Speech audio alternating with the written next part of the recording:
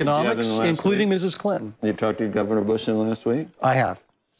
Glenn, you made a point recently, a big difference between 3% and 2% growth.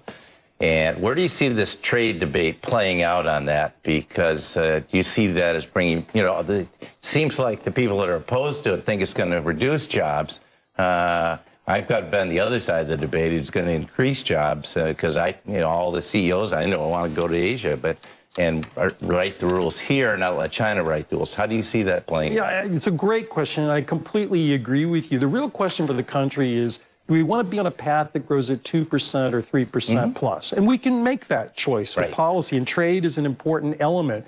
And I do think there's a lot of politics right now around the trade debate and a lot of legitimate issues. But there's no question that opening up other markets for American workers, American goods, American business is the right thing to do. I think this is one where the president is right and some of his detractors wrong. Yeah, but our markets are already totally open. So we're really trying to write the rules, set the rules of IP and everything else with Asia. My concern is that the Chinese are going to, if we step back and defeat this thing, the Chinese are going to. Well, I think we already have stepped back in the sense that we're not providing the international leadership in trade and finance that we once did. And we got to step back up. Okay, good. Glenn, there was a piece that Ben White, Morning Money, Politico, did about a couple weeks ago that quoted you or referred to something that you had said in terms of an advice to Bush, to Jeb Bush, around infrastructure spending and the sort of distinction that you've tried to make between the way you would approach infrastructure spending and the way the president has approached infrastructure, and sort of what a fine line that is. Can you tell us about that line?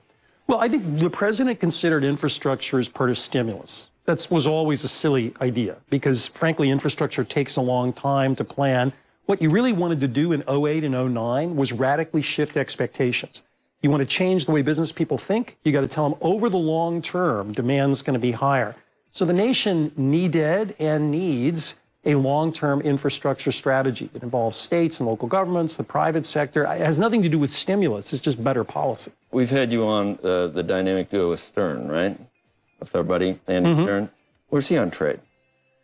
Well, I don't know. You'd have to ask Andy that. Well, My guess is he probably has a slightly different view. Where does that view come from, and how does it, when you connect the dots and when you look at it, if it's not just good intentions or like a feeling that I'm saving union jobs, if it's actually something that's borne out by evidence, how do people on the other side come to that conclusion? Well, the truth is we have to ask ourselves, what's the baseline? What's the counterfactual?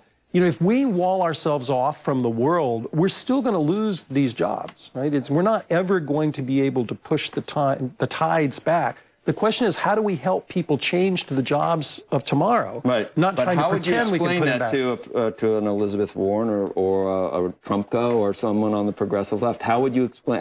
Could you ever change their mind? I think you can, but you have to point to policies that would help people make transitions. And unfortunately, neither side's really good at that right now. Okay. All right, Glenn Hubbard, thank you. Good point. We'll see you. You're close.